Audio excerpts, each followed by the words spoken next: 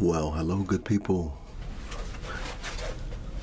I hope that you are doing well today. Today is Veterans Day. I just want to salute all of you who have served,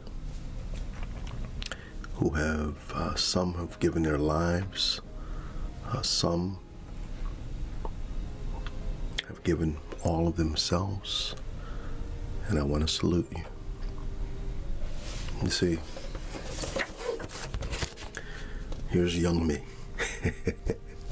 Here's young me, and I had the privilege of serving in the United States Navy on the USS Guam. And it's a privilege. I went in around 19 years old or so. And it afforded me an opportunity. You know, I encourage a lot of young people to go into the military. And first of all, it's one of probably the greatest honors that you'll ever have. I know for myself, I have friendships. You actually, you become like the show. It says a band of brothers. It's a family. It's a fraternity in the sense that, once you're a part of it, you always have been a part of it. And I served on the USS Guam. It's an amphibious ship. It's been decommissioned. As a matter of fact, it's at the bottom of the sea somewhere. But what we did is we transported helicopters as well as Marines.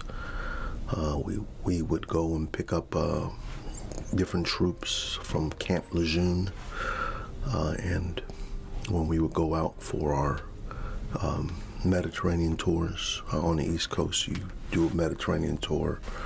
On the West Coast, you do Westpac. And so I was privileged to be able to see so much of the world and be able to meet so many different types of people. It broadens your perspective. There were some people I met who had never seen colored people before, because the little towns they came from didn't have any. I was exposed to things I had never been exposed to. Different types of food, different type of music, different type of just people. And so it definitely helps you to be able to broaden your perspective on life. Of course, I'm speaking from a perspective as an American military man, but I'm sure the same would go wherever in the world you were.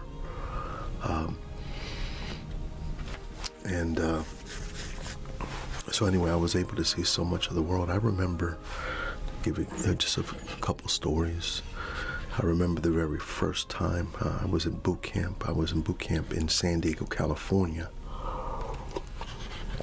At the time when I went in, there were 3 different boot camps for the Navy. I think now there's only one. There was one in Florida. I think it was it Tampa, I believe? I think it was Tampa, Florida. One in San Diego, California. And then another one in Great Lakes, Michigan. And nobody wanted to go to Great Lakes. Matter of fact, they used to call it, or maybe they still do, because I think that's the only one open now. They used to call it Great Mistakes. Great Mistakes instead of Great Lakes. But nevertheless, it was freezing up there, so you didn't want to go there. So you had your choice of, well, you didn't have a choice, but your preferences were probably Florida and California. And luckily, I was in San Diego, California for boot camp and my training school, my A school afterward. And so that was a great experience. That was the first time I ever got on a plane. I go clear across the country. I live on the East Coast. Clear across the country, first time, and I get to beautiful, beautiful California. And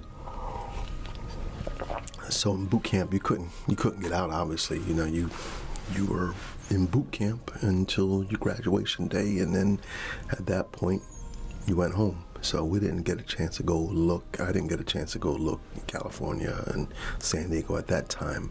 However, my A school, luckily, was also in San Diego, California. So after I went home, visited with the family, had a couple weeks off after boot camp, then I went back to A school in San Diego, California. And that was my time to kind of just go out and start exploring a little bit. And I remember we were right there near the border going into Mexico. And as I was, if you know the area there, I mean, at the time, you could just pretty much walk across the border. There was like a station, a border crossing station there. And you just freely walk in, and obviously coming back into America, you had to show your credentials and things of that nature. But it wasn't as strict as it is now, obviously. But anyway, the point is, in Chula Vista area, it was so beautiful, and it probably still is so beautiful now. I mean, built up, the roads wonderful. You see beautiful palm trees, great businesses, hustle and bustle. Really built up area, beautiful. So of course I wanted to go to Mexico. As soon as you cross over, you're in Tijuana. And so we cross over to Tijuana, and no one prepared me for what was next. So I'm painting the scene again. Chula Vista area, which is right before you cross over. Beautiful, immaculate, wonderful architecture, built up city, modern city, better than the modern city, right? I cross over, and we're only talking about just, maybe 50 feet or 100 feet, something like that, crossing over the border. And as soon as I cross over, I look. It's a barren land. I mean, looking all around, it was like I was just in a time warp and just kind of zapped myself into a third world country within seconds. Well, within minutes of walking across. And I wasn't prepared. And there were kids lined up on the ground, hands out for money. I still have that memory in my head. This little kid playing the little banjo.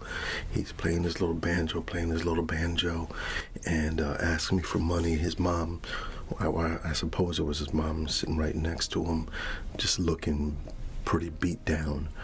And I remember just going into my pocket to try to give some money, because kids were attacking you and people were attacking you, asking for money and all that.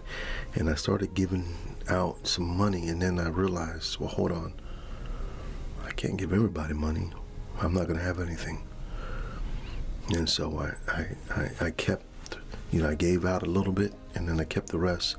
But my heart was breaking just seeing the poverty that was there that I was not expecting to see. Now, I grew up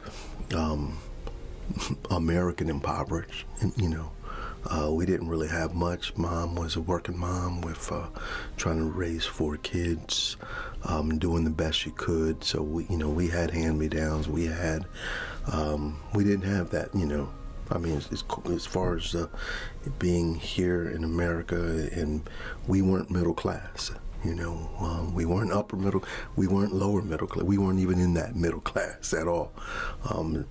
And so I thought we had it bad. My perspective changed when I crossed over there, and looked and saw what was happening, and the people and the condition that was there, and it was just sad for, you know, a 19-year-old not being prepared for that. It was very shocking for me, and it gave me a great perspective. And that wasn't the only country I saw that in. I mean, obviously, as I was in the military, I was able to travel around the world. I went to different countries. I've been to Italy, France, Spain, Greece, Turkey, Israel,